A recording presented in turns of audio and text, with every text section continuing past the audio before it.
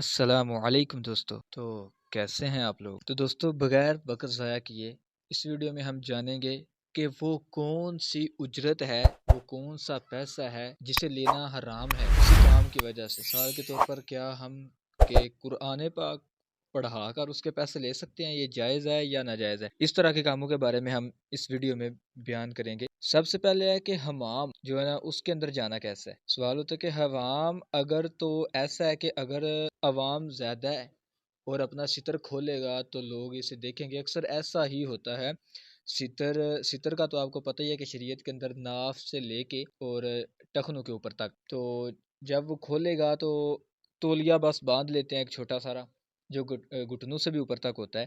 اگر یہ صورتحال ہے تو پھر ناجائز ہے، حوام کے اندر جانے سے منع کیا گیا ہے۔ یا اگر لوگ اسے نہیں دیکھیں گے تو وہ لوگوں کو دیکھے گا تو پھر بھی آج کل ایسا ہی ہوتا ہے، اور اگر ایسا نہیں ہے تو پھر جا سکتا ہے۔ اور یہ بھی ہے کہ حوام کی جو اجرت ہے یہ جائز ہے، چاہے تو متعین ہوا ہے کہ کتنا پانی جو ہے یہ خرچ کرے گا اور کتنی دیر تک اس میں ٹھہرے گا، نہائے گا، اور اگر نہیں ہوا،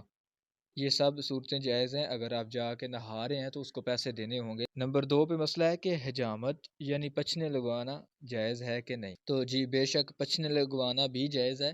اور اس کی اجرت بھی جائز ہے، اگرچہ اس کا خون تو بالکل آپ ہی کا نکلتا ہے، اگر مطلب جو بندہ بچنے لگواتا ہے خون تو اسی کا ہی نکلتا ہے، لیکن اس سے پچھنے لگانے والے کا کوئی سروکار نہیں ہے، آپ کو پیسے دینے ہوں گے۔ نمبر 3 پر ہے کہ نر جانور کو جفتی کرنے کے لیے اجرت پر دینا جائز ہے کہ نہیں ہے۔ تو بالکل اگر آپ نر جاندار ہے جو اس کو جفتی کے لیے دیتے ہیں پیسوں کے عوض، تو یہ ناجائز ہے۔ آپ اس کو پیسوں کے عوض، اس کے اندر دو گناہ ہیں۔ ایک تو آپ جو دے رہے ہیں پیسوں کے لیے، ویسے تو نہیں، پیسوں کے لیے دے رہے ہیں تو پھر گناہ، اور آپ ایک یہ، اور دوسرا جو اس کے بعد پیسے لیں گے، ایک یہ گناہ، کیونکہ یہ دونوں کام ناجائز ہیں۔ پیسوں کی نیت سے دینا بھی گناہ، اور بعد میں پیسے، ظاہری سی بات ہے اگر آپ پیسوں کی نیت سے دیں گے تو بعد آپ پیسے لیں گے، تو یہ دونوں باتیں ناجائز ہیں۔ اور گناہ کے کام پر اجارہ ناجائز ہے، کوئی بھی گناہ والا کام ہے اس پر آپ اجارہ کر رہے ہیں، تو اب کچھ لوگ سوچیں گے کہ لو، گناہ کے کام پہ کون سا اجارہ ہوتا ہے، گناہ والا کام کر کے کون پیسے لیتا ہے؟ تو ہوتا ہے بعض اوقات، بہت ساری نیوز سنی گئی ہیں۔ تو مثال کے طور پر ویسے جدھر ذہن آپ کا گیا وہ بھی ہے کہ مطلب عورتیں پیسے دیتی ہیں کہ آؤ ہمارے ساتھ نعوذ باللہ کہ وہ فیل کرو تو پیسے لے لینا، تو وہ تو پھر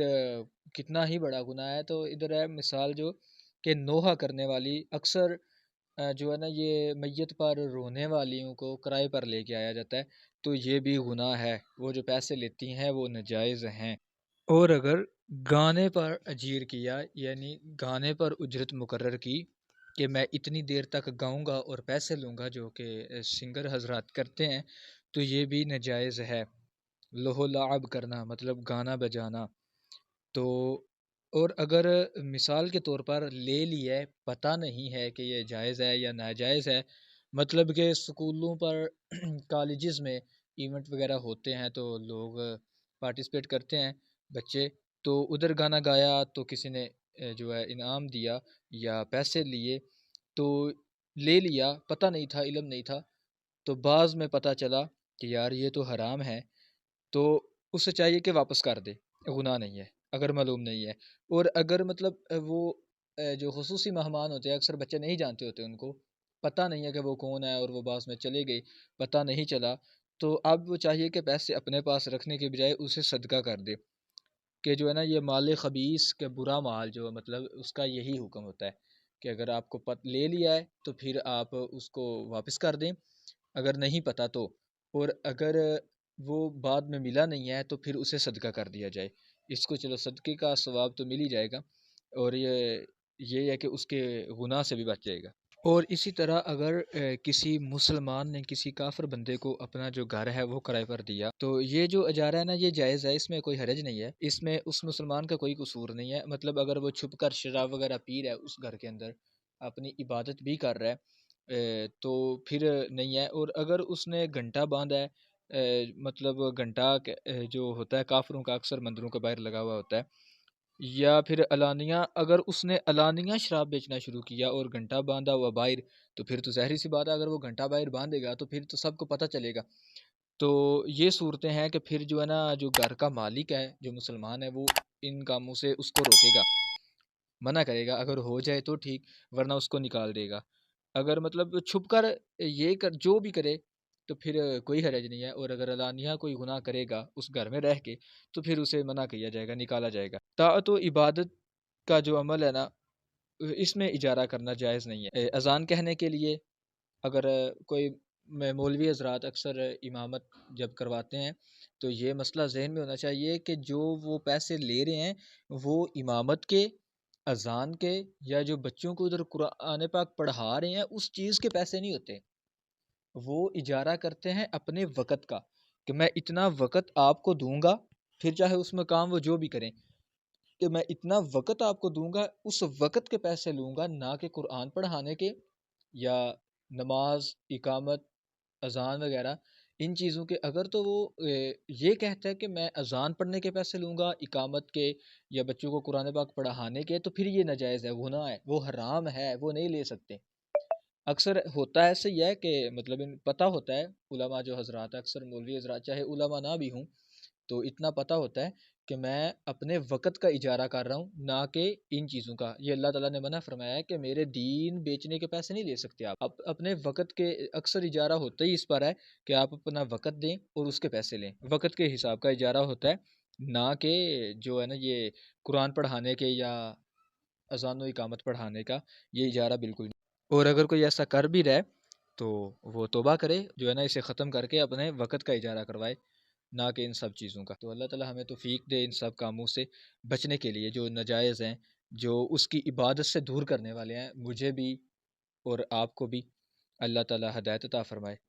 تو چلیں آگے مسئلے کی طرف بڑھتے ہیں کہ ختم پڑھانے کے لیے اجارہ کرنا یہ جائز ہے یا نہیں ہے۔ تو بالکل ختم پڑھنے کے لیے اجارہ کرنا یہ ناجائز ہے۔ مثلا کوئی آیت کریمہ کا ختم کرواتا ہے تو کوئی جو ہے نا یہ 11ویں شریف کا، کوئی خواجگان کا، تو یہ ختم کرنا سب کام اجرت پر یہ ناجائز ہیں۔ ویسے تو جائز ہیں،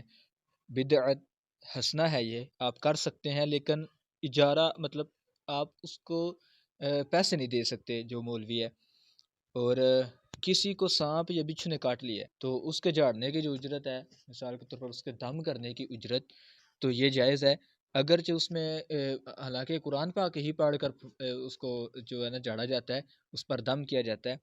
تو لیکن یہ ہے جائز، یہ مکروہ نہیں ہے، یہ ناجائز نہیں ہے، کیونکہ یہ تلاوت نہیں ہے بلکہ علاج ہے۔ علاج حدیث پاک میں ایک صحابی کا سورۃ فاتحہ پڑھ کر دم کرنا اور اس کا اچھا ہو جانا،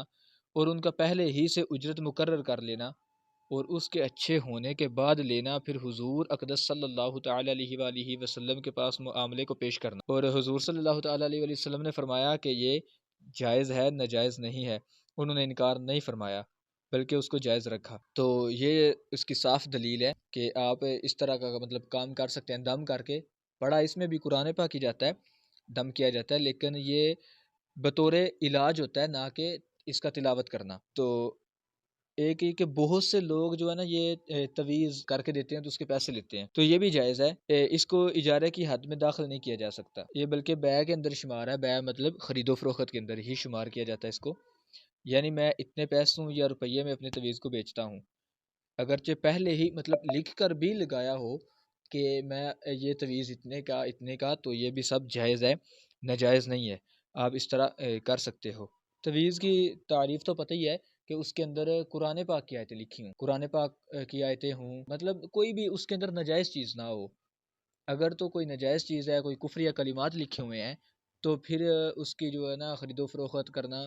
اس کو لینا، اس کو باندھنا، بلکہ اس کو کرنا بھی، یہ سب ناجائز ہے۔ اگر اس طرح کا ہے تو پھر آپ نہیں کر سکتے، اس کے علاوہ ہے تو پھر جائز ہے۔ تو امید کرتا ہوں کہ آپ کو انشاءاللہ بہت کچھ سیکھنے کو ملا ہوگا، کچھ نہ کچھ تو ضرور پتہ چلا ہوگا۔ تو چینل کو سو پلیز سبسکرائب کر دینا یار۔ اوکے، اللہ حافظ، ملتے ہیں انشاءاللہ نیکسٹ ویڈیو میں۔